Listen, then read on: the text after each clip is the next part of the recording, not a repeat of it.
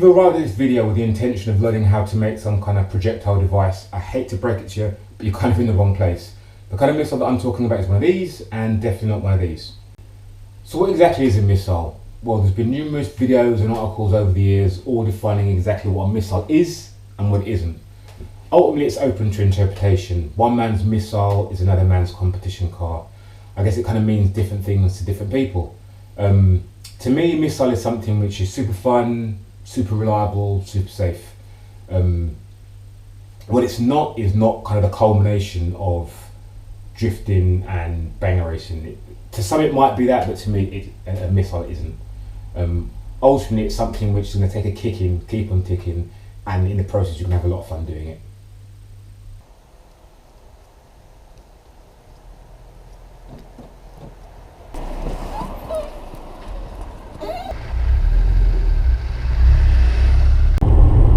Right, so what got me into drifting in the first place? Bit of a long story, not really that exciting or interesting, but hey, you're here now, you might as well listen. A long time ago, many years ago, a good friend of mine, Leezy, rang me up and said, well, a free MX-5. At the time I was banging to my VWs, Mark 1s to be specific, so I wasn't really interested in the MX-5, but it's a free car, so I'm not going to say no, so I clearly said yes. The story behind this MX-5 was that Leezy's brother imported an MX-5 from Japan. When it arrived, it was completely the wrong spec and of course the wrong colour, which is what you expect. So he wanted a black one, what turned up was a green one. I gave him the wrong spec, so he didn't want it, but the import was quite persistent. He said, no, don't worry, you just keep hold of the car, and as soon as the right one turns up, we'll swap him over, no harm, no foul. Unfortunately, that never really happened, so he was basically lumbered with his car that he really didn't want. So in essence, he got parked up in his garage, which he sat for a very long time, collecting dust. It subsequently got broken into in his garage, where they ripped the roof trying to get into the vehicle and completely screwed up the ignition barrel trying to steal it, but didn't manage to steal it. So now he had this car that he didn't want and now could move, so it sat for a while longer. Then it came time to move, so he did rid of it. He asked his brother if he knew anyone. His brother said me. She gave me a call and the deal was done, even though there was no actual financial transaction, but either way, so I kind of bought it on scene. I didn't even go up there and have a look at it. I just set the recovery truck up there and got it delivered down to Biggin Hill, which is where I was storing it at another friend's house. So it finally arrived. It was in a bit of a state, so we got it running, repaired the roof. I wasn't too minded if I was going to keep it or not, so I put, like I said, wheels on it, started to try and make it look a little bit nicer. And John had quite a bit of land out back where the car was stored in Biggin Hill, so it was rude not to kind of took it out back and slid it around in the fields. And that was a lot of fun, I guess that was my first introduction into drifting, even though at the time I didn't really know what drifting was. But it was a lot of fun. Again, MX-5 weren't really my kind of cup of tea at the time, so I just moved it on, and that was that. Many years later, at work, a good friend of mine, Tony, had a A86 Corolla. He was big into the Jap scene, big into drifting, and he was turbocharging his A86 at the time. So when that got finished, he took me out in it, and yeah, that was a riot. And obviously he was big time into drifting, and I wasn't quite sure what this thing called drifting was, so obviously went away from that experience and did a bit of digging into what this thing called drifting was, and yeah, that was kind of the spark that got it all going.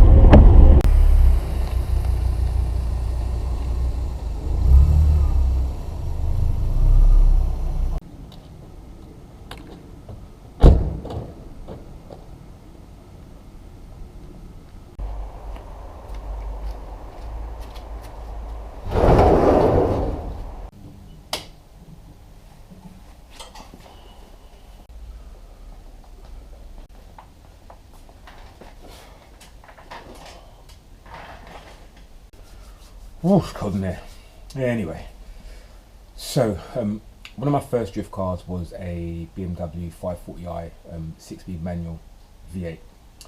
Decent spec. It was a silver sport, so obviously had the sport bumpers, had 18-inch BBS wheels, decent suspension, half roll cage, welded diff. So it was a good spec drift car as a kind of an entry level, and obviously the bonus was it was a V8, so plenty of torque. So I was well chuffed with that as my first drift car. Now I did a couple of drift days at Linden Hill, and I'm not too ashamed to say that I was well and truly out of my depth. But I consider myself to be a relatively good driver, so I obviously did my research before getting into drifting, watched a few videos, Initial D, numerous videos on YouTube and on Facebook, etc. So I thought I was prepared, but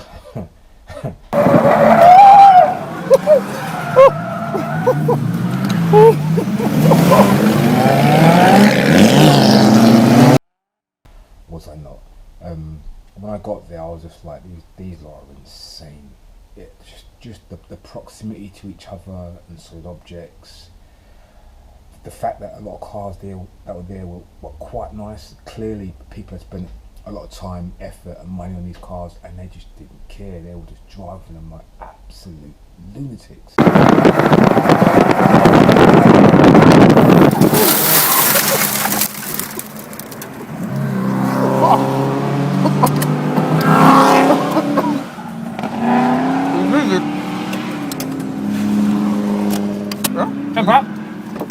He just didn't go with it.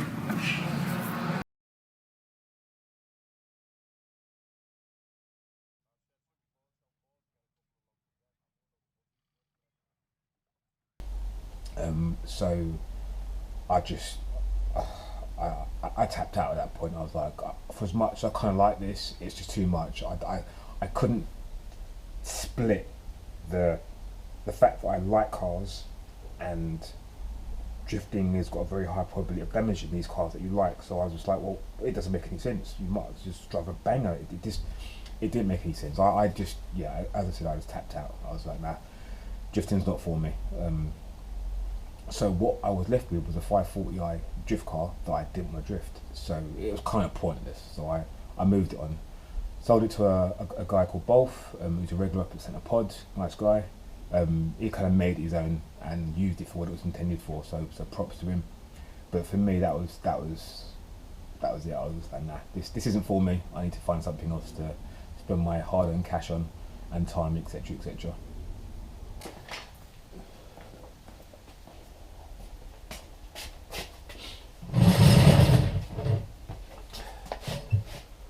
Well, a little bit later, something felt like it was still itching. I felt like I hadn't finished with drifting, even though I never really started. So, on the hunt for another drift car, I went. This time I found a E36 M50 2.5 in Swartz Black, which is this car behind me. It was cheap when E36s were cheap. It was a decent spec, came with like leather, BBS wheels, sport kit, etc. So although it looked quite nice, I was still kind of happy to turn it into a drift car, with the knowledge that it probably was going to get a little bit battered. But again, it wasn't expensive, so at that point I didn't really mind. So as usual, bit of research, what needed to be done to turn it into a drift car. Got a diff welded, got a set of coilies for it.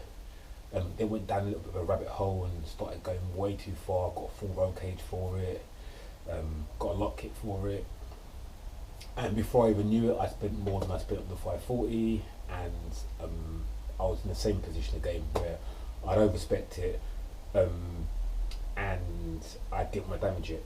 So at that point I was like, you know what, it is what it is. I'm going to have to just suck it and see. So did a few drift days, usual places, Linden Hill, Pod, etc.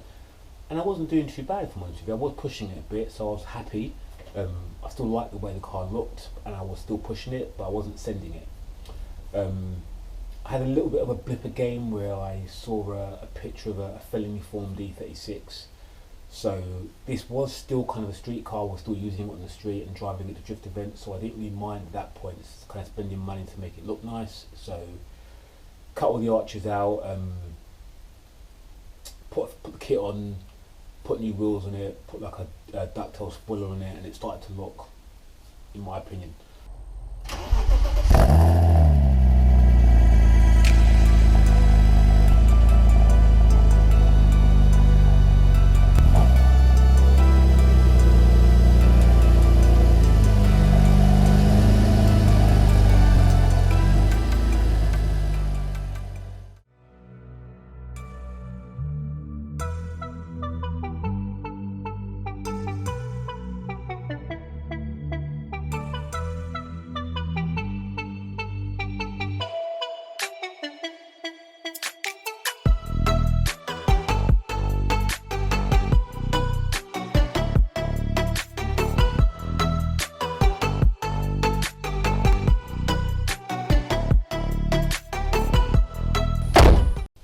And props to me, I still drifted it.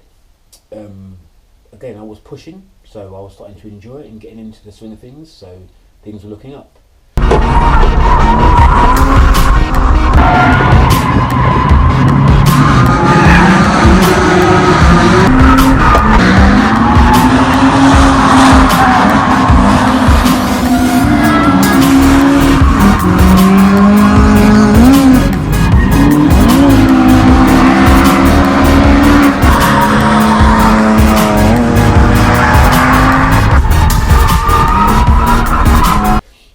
Then I felt like I just needed more power, so I took my perfectly working drift car off the road to give it a bit of an engine swap. Now, me being me, I'm big into my VWs, so it was never going to be a off the shelf 1J, 2J, 1.5J, RB, whatever. It was always going to be something out of a VW, and I'm a big fan of the VR6s. So I decided to put a VR5 in this, which is the 5-cylinder variant of the VR6, and it's actually, I'll show you.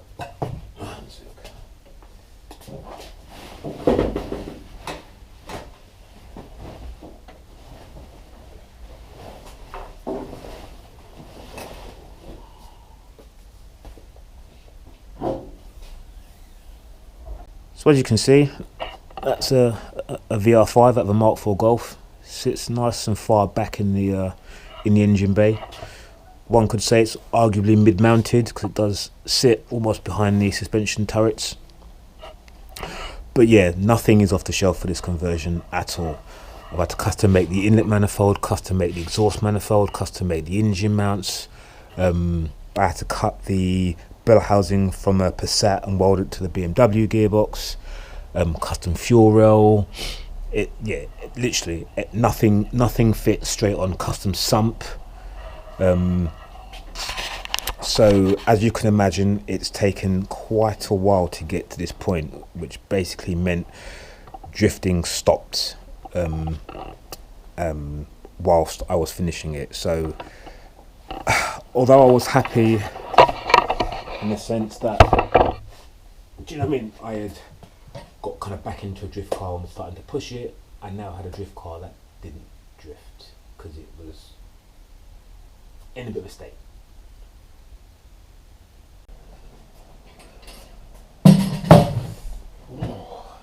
Okay, story continues. Right.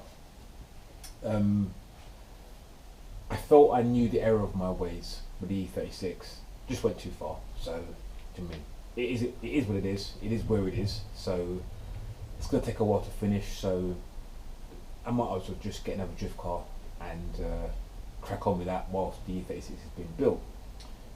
So, on the hunt for another drift car, I went. This time I found a E46 328i, which is this one here.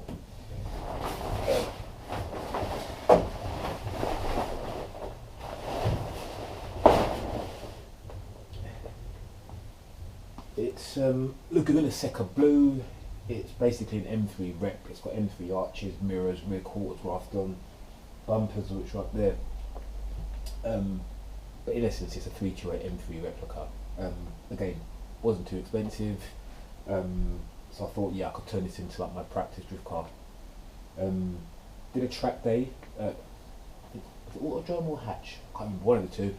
Just to kind of see if I liked it, and it went well. So I was kind of happy with that. Before I actually got to turn it into a drift car, I kind of had a bit of a brain fart in the sense that I thought to myself, how can I accelerate my driving? Because I've wasted a lot of time and I want to get back up, I want to get back, I want to get to a level which is significantly higher than where I was at the time. So my thinking at the time was, a good way to get good is to surround yourself with good people. So I can kind of accelerate my driving by competing. Nothing like major league, nothing like BDC or anything, just some grassroots stuff, but something to get me competing with some good drivers, because if you surround yourself with good people, it lifts you up. It made perfect sense to me at the time, I don't know.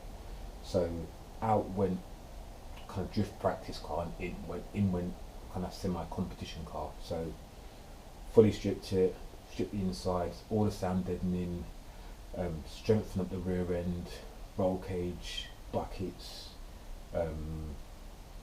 coilies, wheels, just kind of went to town. And then with the engine, I took a perfectly good 2.8 out and put another 2.8 in. So rather than sticking with a straight 6, as I mentioned before, I'm a big VW fan, so I thought I'd stick a VR6 in this one with a turbo. Now there is method to the madness, because there is some synergy between this and the 36, in the sense that a lot of the parts are interchangeable, like the gearbox adapter and stuff like that, but it did mean I had another drift car which was usable that is now no longer usable, and in essence has arguably as much, if not more, work to get finished than the 36. Oops.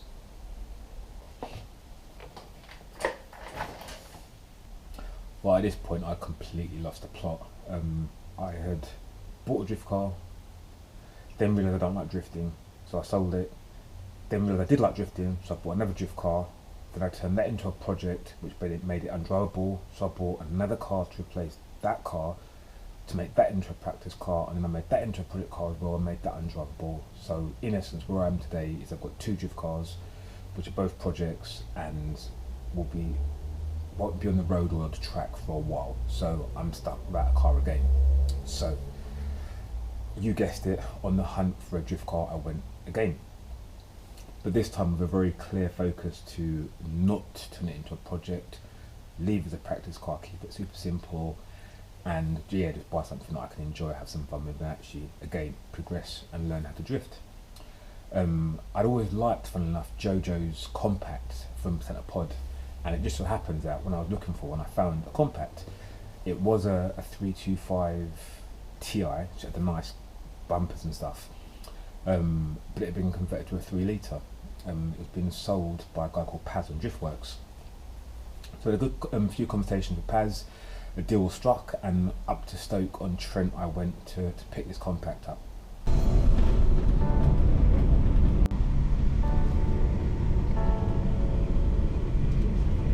We are now approaching Stoke-on-Trent.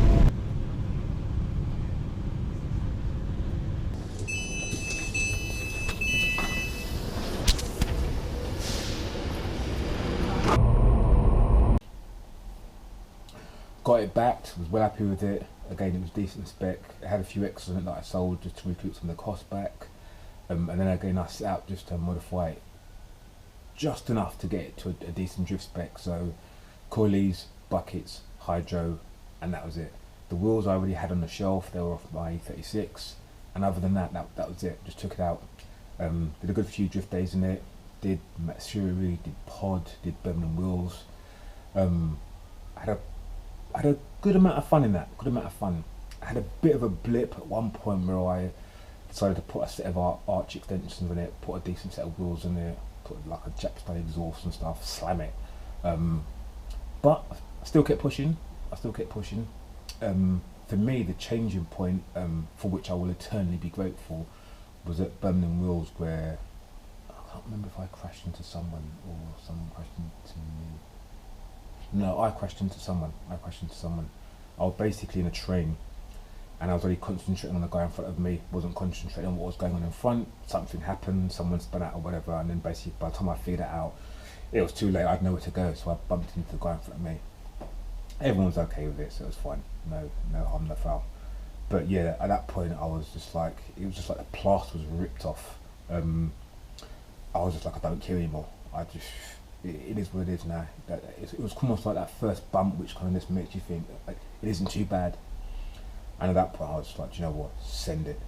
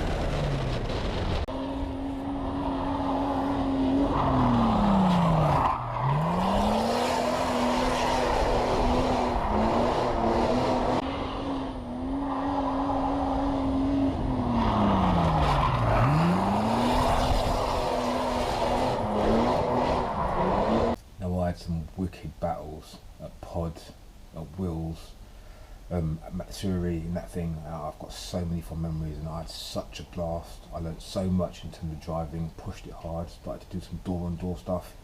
It was just a massive learning curve. But for some strange, well actually it was a good reason. I was in essence having too much fun. That might sound a bit silly, but basically I've got quite a few projects on the go.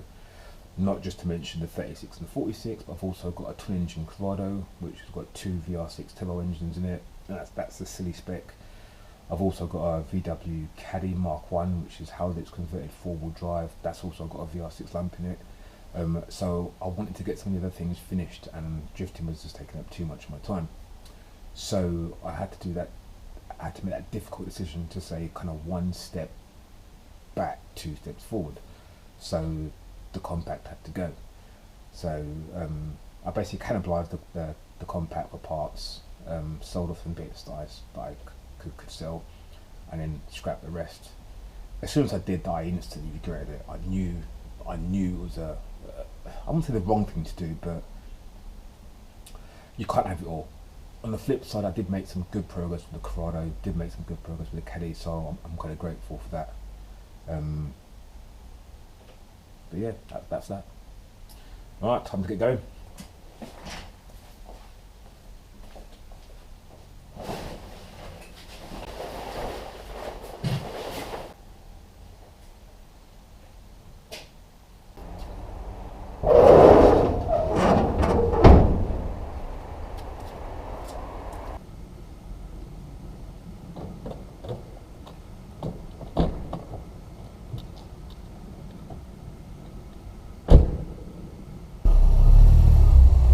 The call to arms at this point was way too strong.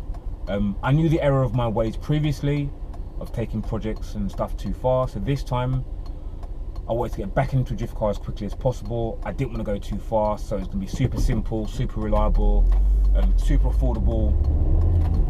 So in essence, all kind of roads led towards building the missile. Set myself a reasonable budget of between £1,000 and £2,000, and then in essence went on the hunt for a car. My requirements were quite simple: power-wise, something around the 200 brake mark. Handling chassis-wise, again, something well balanced, clearly rear-wheel drive.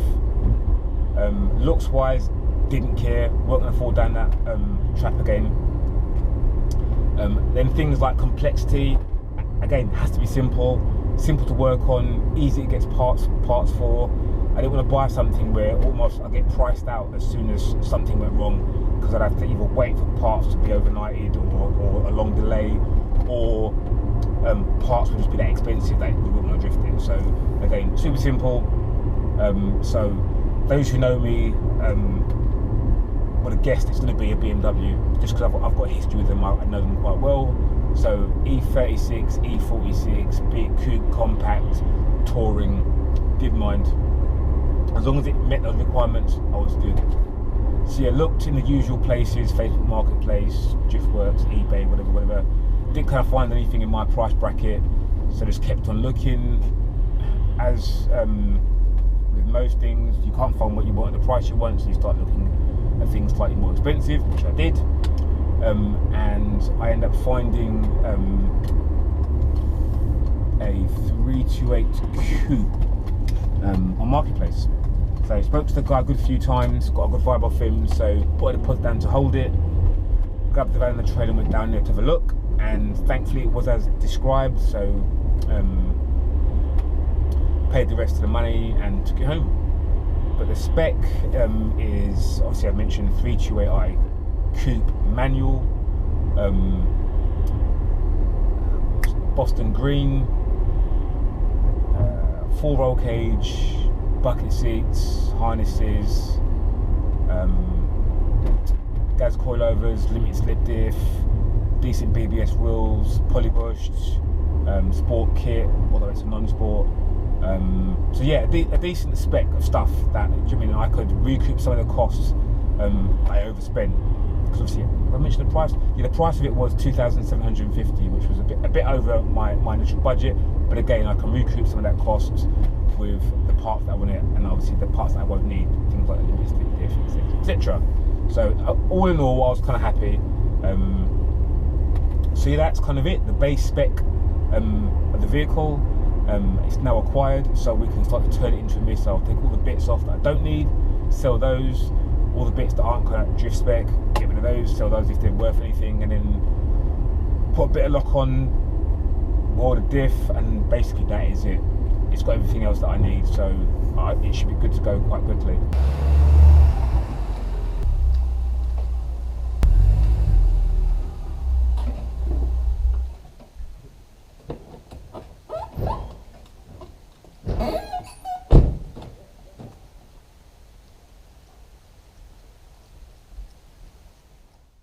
Next, on making a missile, remake the car a little more crashable and reinforce the rear subframe.